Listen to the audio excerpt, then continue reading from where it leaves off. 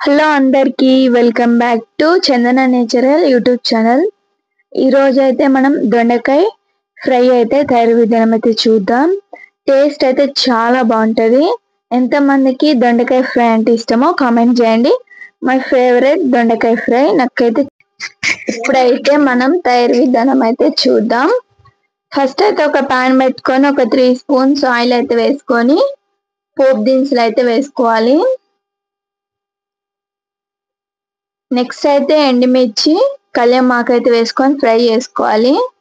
ఇప్పుడైతే మనం సన్నగా కట్ చేసుకున్న దొండకాయ ముక్కలు అయితే దీంట్లో అయితే వేసుకొని ఫ్రై చేసుకోవాలి.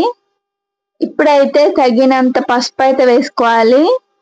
వేసుకొని ఈ విధంగా అయితే కలుపుకోవాలి. కొంచెం సాల్ట్ అయితే వేసుకొని ఈ విధంగా మనం ఫ్రై చేసుకోవాలి. చాలా బాగుంటది టేస్ట్ అయితే.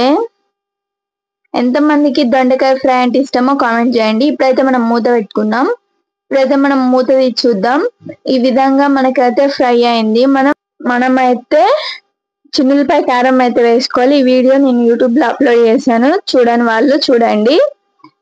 ఈ చిన్నులపై కారం అయితే వేసుకొని ఈ విధంగా అయితే కలుపుకోవాలి. దీని కాంబినేషన్ వచ్చేసి రోటి పచ్చళ్ళు. టేస్ట్ అయితే రియల్లీ చాలా బాగుంది. Please like, share, subscribe.